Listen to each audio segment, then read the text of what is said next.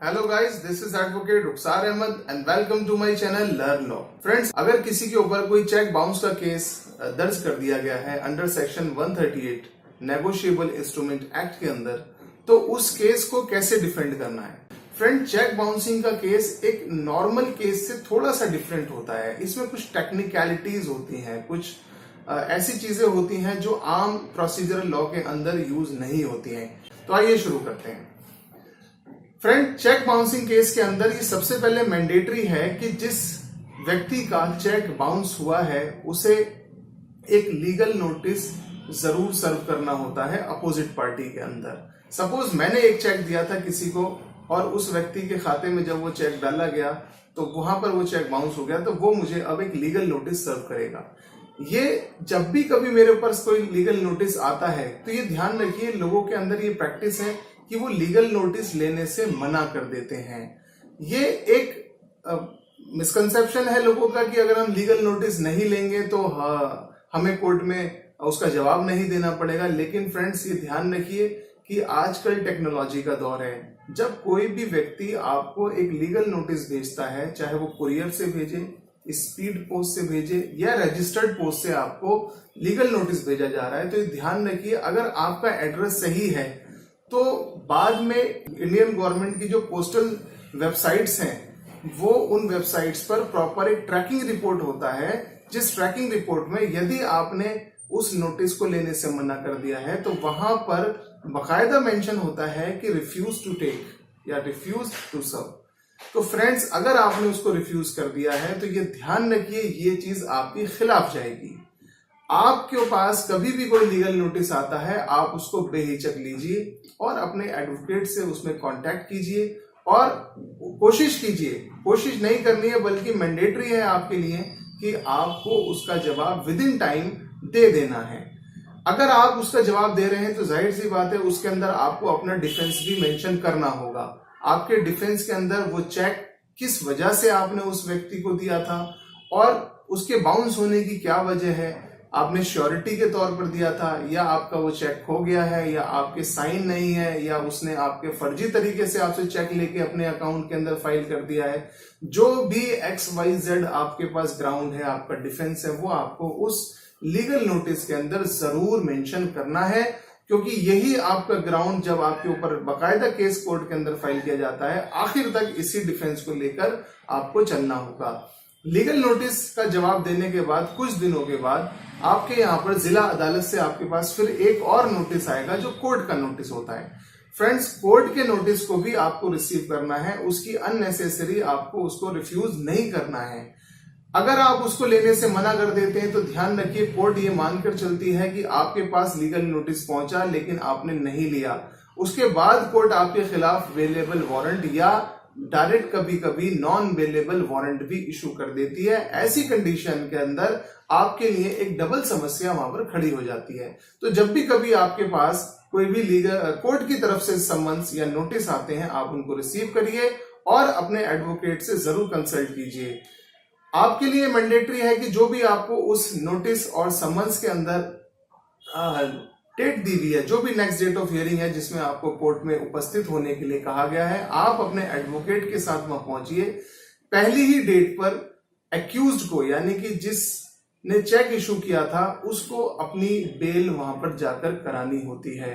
Bell कराने के लिए आपके एडवोकेट आपको बताएंगे कि वहां पर क्या गाइडलाइंस होती हैं। उसका प्रोसीजर मैं यहाँ पर नहीं बताने जा रहा हूं, लेकिन ये ध्यान रखिए कि बेल आपको as a matter of right मिलती ही है। बेल आपका अधिकार है। पहली ही तारीख पर जब आप जाएंगे, आपके एडवोकेट वहां पर आपका बेल बॉन्ड पेश करेंगे और आपको बेल मिल जाएगी। फ्रेंड्स, बेल लेने के बाद वहां पर आपके एडवोकेट को और आपको एक एप्लीकेशन मूव करनी होती है जिसे कहते हैं 145 ब्रैकेट में 2 NI एक्ट, यानी कि नेगोशिएबल इंस्ट्रूमेंट एक्ट के अंदर आप जब ये एप्लीकेशन कोर्ट के अंदर मूव करते हैं तो आपको एक राइट कोर्ट देती है कि आप अपने केस को डिफेंड कर सकें।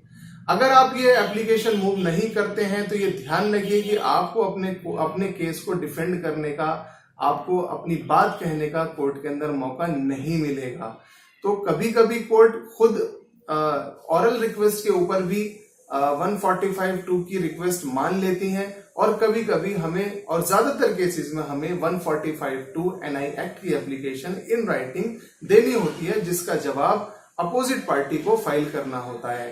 फ्रेंड, जैसे ही आपकी 145(2) NI एक्ट की एप्लीकेशन अलाउ हो जाएगी, अगली तारीख पर जो कंप्लेनेंट है जिसने केस फाइल किया है उसका आपके वकील को क्रॉस एग्जामिनेशन करना होता है।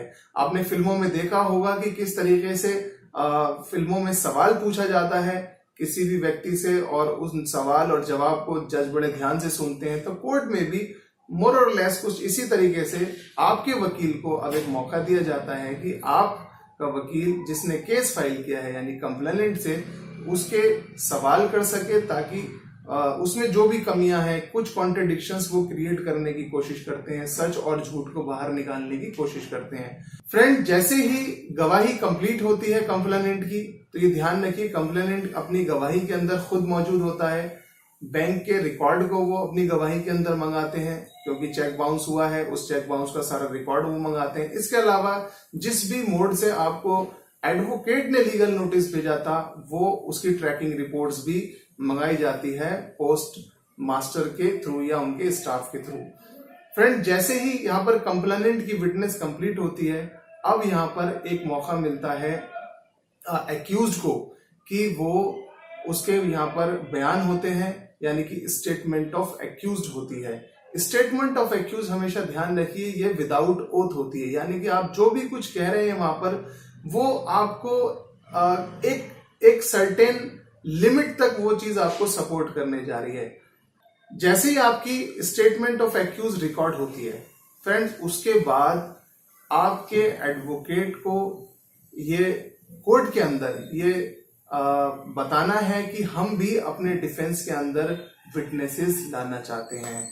फ्रेंड्स, अगर आपके पास कोई ऐसा विटनेस है, फॉर एग्जांपल आपका कोई दोस्त है, आपका रिलेटिव है, जो ये गवाही दे सके कि इस चेक में आपका ये चेक खो गया था, या इस चेक को आपने इस व्यक्ति को नहीं दिया था, या कोई भी ऐसा ग्राउंड जो आपके पास है और आप ला सकते हैं एज ए विटनेस, तो आप जरूर कोर्ट के अंदर लाइए। और कभी कभी ऐसा होता है कि आपके पास ऐसा कोई विटनेस होता ही नहीं है, तो ऐसी कंडीशन में ध्यान रखिए कि सीआरपीसी की धारा 315 के तहत आप खुद भी अपने आप को एज ए विटनेस कोर्ट के अंदर पेश कर सकते हैं। फ्रेंड्स, यहाँ पर एक क्वेश्चन अराइज होता है कि नॉर्मल केसेस में, जैसे मर्डर केसेस हैं, डकैती के केसेस हैं, उनमें हम अपने आप को एज ए विटनेस लाते हैं, तो कभी कभी हमारे खिलाफ भी हमारी एविडेंस चली जाती है। लेकिन 138 NI एक्ट के केसेस में ऐसा नहीं है। आप जो भी कहना चाहते हैं, क्योंकि आपने जब स्टेटमेंट ऑफ एक्यूज के अंदर अपनी स्टेटमेंट दी थी तो विदाउट ओथ थी, और यहां पर जब आप अपनी एविडेंस कराएंगे तो वो अपनी ओथ पे होगी, यानी कि आप अपने केस को ऑफिशियली ऑन रिकॉर्ड लाना चाह रहे हैं। जैसे ही आपकी विटनेस कंप्लीट होती है फ्रेंड्स, उसके बाद केस आपका फाइनल आर्गुमेंट के लिए लिस्ट कर दिया जाता है और दोनों वकील अपने अपने केस में आर्गुमेंट करके अपने केस को साबित करने की कोशिश करते हैं। फ्रेंड्स, इसके अलावा 2-3 चीजें और हैं जो मुझे यहाँ पर मेंशन करनी जरूरी है, और वो बहुत ज्यादा इंपॉर्टेंट है, जिसको आप लोगों के लिए भी ध्यान से समझना और सुनना बहुत जरूरी है। हमेशा ये ध्यान रखिए कि कोर्ट के अंदर जब भी आप अपना डिफेंस देते हैं, किसी भी चेक को जब भी कोई इशू करता है, लेने वाला या देने वाला, फ्रेंड्स आमतौर पर ये डिफेंस लोग लिया करते हैं कोर्ट के अंदर कि मैंने इसको अपने हाथों से नहीं भरा था, या मैंने ये ब्लैंक चेक दिया था, या मैंने इस पे डेट नहीं भरी थी। तो फ्रेंड्स, ये ध्यान रखिए कि आप अगर किसी को कोई भी चेक ब्लैंक दे रहे हैं तो ये आपकी गलती है, ये उस व्यक्ति की मिस्टेक नहीं है। आपका कर्तव्य है कि आप अपने जब साइन एक चेक के ऊपर कर दें तो आप उसके पार्टिकुलर्स भी भरकर उसको दें, और अगर आप उस चेक को भरकर नहीं देते हैं तो ये आपका डिफेंस कोर्ट के अंदर मान्य नहीं भी हो सकता है। ये ध्यान रखिए, 95% केसेस में कोर्ट आपके इस डिफेंस को एक्सेप्ट नहीं करती है। तो जब भी आप कभी भी कोई अपने डिफेंस वहां पर क्रिएट कर रहे हैं तो ध्यान रखिए वो लॉजिकल होना चाहिए, और आप अपने एडवोकेट से बाकायदा कंसल्ट करने के बाद उन डिफेंसेस को वहां पर रिकॉर्ड करवाएंगे। तो फ्रेंड्स, ये पूरा प्रोसीजर है कैसे 138 नेगोशिएबल इंस्ट्रूमेंट एक्ट के केसेस को कैसे हमें डिफेंड करना होता है, इसका पूरा प्रोसीजर मैंने आज आपको समझाया है। फ्रेंड्स, इससे रिलेटेड कोई भी क्वेश्चन अगर आप मुझसे पूछना चाहते हैं तो आप मुझे इनबॉक्स में कमेंट कर सकते हैं, मैं उनका रिप्लाई करूंगा। इसके अलावा आप ऑनलाइन कंसल्टेशन भी मुझसे आप ले सकते हैं, जिसके लिए नीचे नंबर दिया गया है, आप व्हाट्सएप पे मुझसे कांटेक्ट करें। आखिर में मेरी आप लोगों से रिक्वेस्ट है, अगर आपको मेरी ये वीडियो अच्छी लगी हो प्लीज इसे लाइक कीजिए, शेयर कीजिए और मेरे चैनल को सब्सक्राइब कीजिए। Thank you.